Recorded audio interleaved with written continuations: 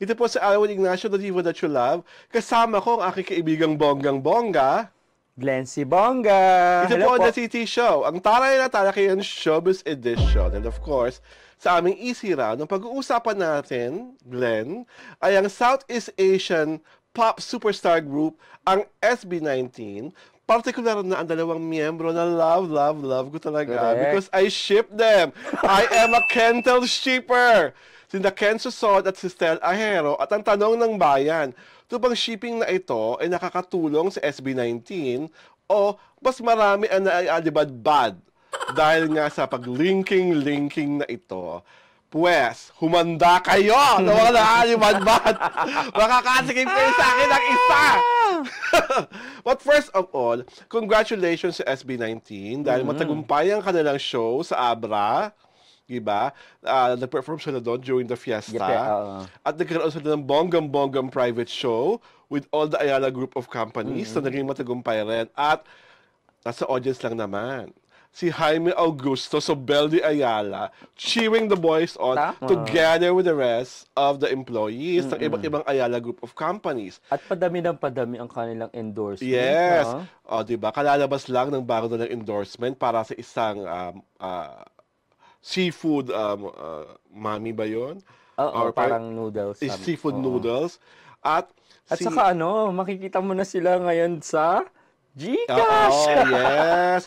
Doon sa mga basher ng SB19 na GCash, may GCash. Sorry na lang kayo. Magbukas yun ng GCash ako dyan. Sila una yung makikita. Correct. Wala kayong magagawa. At of course, Justin De Dios came out with his new single, Is it Surreal? Surreal na bonggang-bongga ang pagtanggap. At ang magkapatid na Nase, si Pablo at si Joshua, ay may bago rin kantang lumalabas. Determinado ata yun at Alab. So going back to Ken and Stel Ahero, from my end, na-discover ko po ang SB19 nung panahon ng Game Boys. Kasi yung kanta nilang hanggang sa huli ay naging team song noon. At simula nung narinig ko yon, naging curious po ako kung sino ang SB19. Hindi ko po na sila kilala prior to Game Boys. Although narinig ko na there's this P-pop group na trained by a Korean company na mahusay naman talaga. When I heard hanggang sa huli, for some magic, ang unang-una ko nakita sa YouTube ay Kentel shipping video. Kung saan pinapakita ang kakaibang closeness ni Ken Suson at ni Stel Ahero. At first watch, ito yung video na binitbit niya si Ken Suson while naka-leopard print. Tandang-tanda ko yun. Instantly, na-curious ako. At sinabi ko na, uy, nakakatawa naman itong batang lalaki ito. Parehong lalaki, walang mali siya sa katawan, at ini-enjoy ang kanilang friendship. At ngayon nauunawaan ko na as a shipper, kung bakit maraming nagkakagusto sa kanila. Kasi genuine yung pagiging magkaibigan. Correct, oo. At brotherhood. Kumbaga, yung angulo ng pakilig, sa amin na lang yung mga shippers. Kasi nagkakadami ng kilig, pero it can follow na majority of us wants them to be like lovers. Of course, ako po, hindi ko tatanggi. Gusto ko sila, na maging sila. Pero kung hindi nakatadhana yon, hindi naaayon, at talagang pang magkaibigan at pang magkapatid sila, well, bonggang-bongga yun, di ba? Ikaw, how do you find them? Ako ever since nung ipakilala, kasi nandun ako sa press con. Ay! No? The infamous first press con, na nagtaray sa kanila. The first press con na... At teka, sandali po muna ha, before you continue. That very first press con, yung mga tao pong isa doon sa mga nagtaray, patawarin nyo na po. Kasi po namayapa na po siya. He's in heaven already. So, huwag nyo na pong ilabas yung video nyo. Tapos, tuloy-tulig-sa nyo pa yung taong nagtanong sa kanila, yung parang, what is P-pop all about? Kasi po, namayapa na po yun. And going to that kwento, Glenn. Yun nga. Ever since, kumbaga ako, nakitaan ko na sila ng galing Siyempre yung na, parang hindi ka pa ganun kabilib na dahil maraming mga group kasi na syempre, 'di ba? Pero nakitaan ko na sila ng galing dahil yung pagsasayaw nila, swak talaga. And, Iba pitek. Oo, at saka yung pagkanta. Kasi naman, nag-training sila ng matagal, di ba? Sa Korea mismo. So, doon pa lang, kaya nung nakita kong tumataas na sila, nakakabilib at saka nakakahanga. Tapos, dumating na nga itong mga shipping. Sino ba ship mo? Ha? Actually, yun nga kasi meron ng Kentel, tapos meron nga si Josh at saka si Justin, di ba? May Pubken, may Sejun, at kung ano-ano pa. Actually, natatawa nga ako noong una kasi kumbaga lumabas yung mga shipping na yun nung panahon na sikat ang BL. Yes! Diba? Oo. Totoo yan.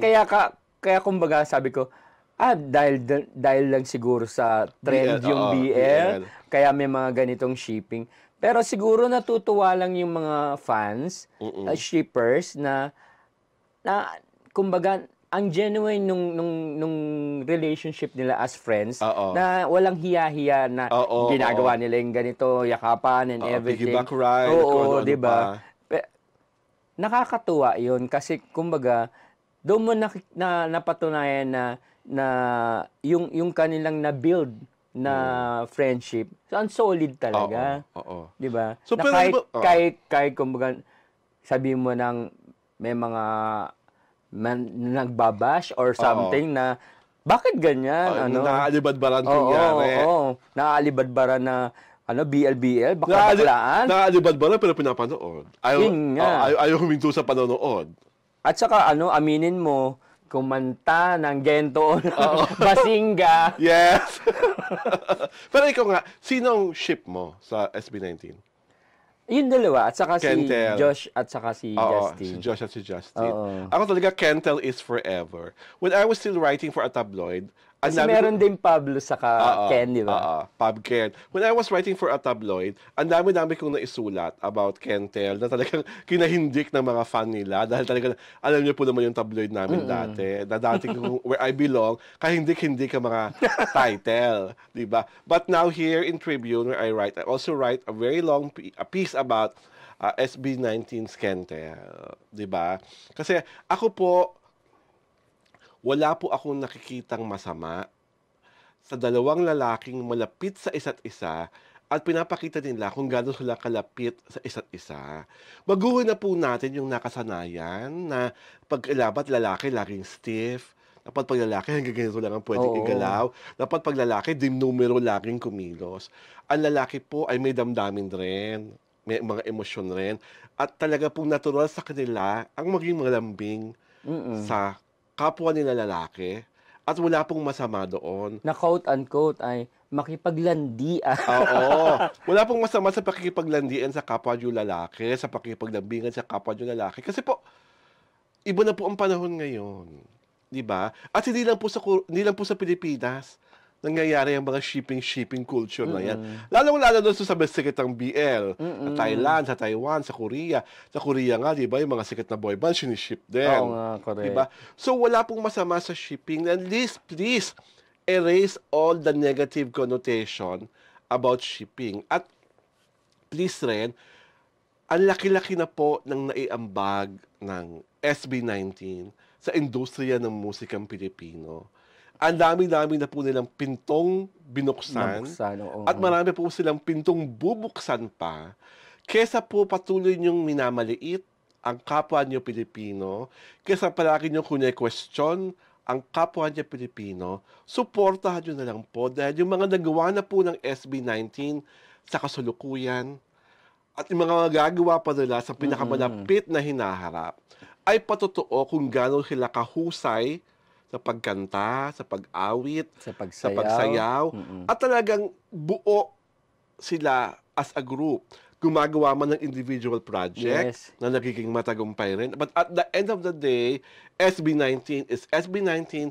It's because we have John Pablo Nace, there's Josh Callen Santos, there's Justin De Dios, there's Genso Son, and there's Stel Ahero. At of course, kailangan natin bigyan ng kredito ang Sangrekwang 18.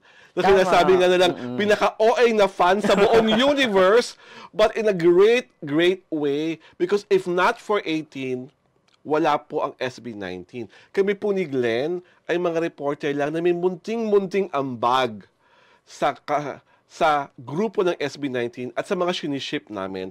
But both SB19 and 18 are there for each other. At hanggang yung dalawang yan ay magkasama, patuloy na magiging matagumpay ang SB19. Ito po si Alwin Ignacio, the Diva That You Love. Kasama ko aking kaibigang Bonggang-Bongga. Glency Bongga. Ito po ang The TT Show, ang Tarian at Talakayan Showbiz Edition.